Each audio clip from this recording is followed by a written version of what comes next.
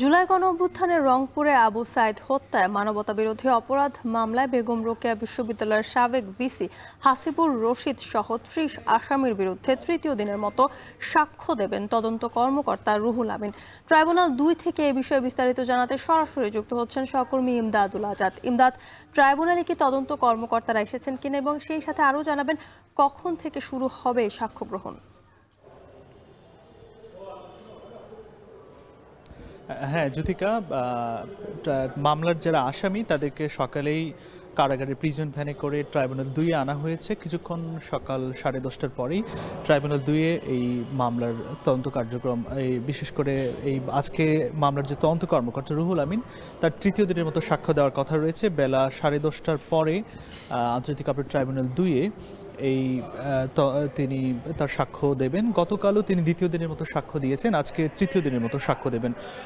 আজকে মূলত তিনি যে বিষয়গুলো তুলে ধরবেন, যে এই মামলার যারা আসামি রয়েছেন এই আসামিদের ব্যক্তিগত দায় সম্পর্কে তিনি তার জবানবন্দিতে তুলে ধরবেন, এবং এছাড়া তিনি যে বিষয়গুলো জব্দ করেছেন, জব্দ তালিকা থেকে যেসব আলামত পেয়েছেন সেই বিষয়গুলো তার তুলে ধরার কথা রয়েছে। গতকাল তিনি এই মামলার যারা আসামি ছিলেন তাদের ব্যক্তিগত দায়, ১৬ আসামির ব্যক্তিগত দায় তুলে ধরেছিলেন। আজকে বাকি আসামিদের ব্যক্তিগত দায় তুলে ধরার কথা রয়েছে। গতকাল তিনি তার জবানবন্দিতে যেটি বলেছেন, যে এই রংপুরের বেগম রোকেয়া বিশ্ববিদ্যালয়ের শিক্ষার্থী এবং জুলাই অভ্যুত্থানের প্রথম শহীদ আবু সাইদ হত্যাকাণ্ডের ঘটনায় ওই বিশ্ববিদ্যালয়টির উপাচার্য হাসিবুর রশিদ এর সম্পৃক্ততা ছিল।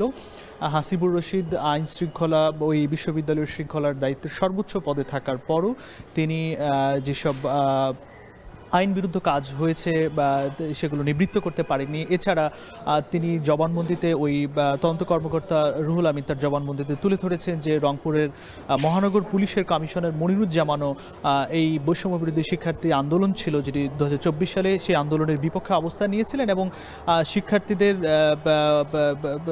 উপর গুলিবর্ষণ এবং শিক্ষার্থীদের সাথে এবং এই বিষয়গুলোতে তিনি সম্পৃক্ত ছিলেন। এছাড়া বিশ্ববিদ্যালয়ের প্রক্টর সহ ছাত্রলীগের যারা নেতা ছিলেন তারা এই আন্দোলনের বিপক্ষ ছিলেন বলে তিনি তার জবানবন্দিতে তুলে ধরেছিলেন। জ্যোতিকা, আন্তর্জাতিক অপরাধ ট্রাইব্যুনাল থেকে যুক্ত ছিলেন সহকর্মী ইমদাদুল আজাদ, জানাচ্ছিলেন সেখানকার সবশেষ তথ্য। ময়মনসিংহে গফরগাঁও রেল স্টেশনের কাছে রেলপথের ২০ ফুটের মতো লাইন খুলে সরিয়ে ফেলেছে দুর্বৃত্তরা। এতে লাইনচ্যুত হয়েছে ঢাকাগামী অগ্নিবীণা এক্সপ্রেস ট্রেন।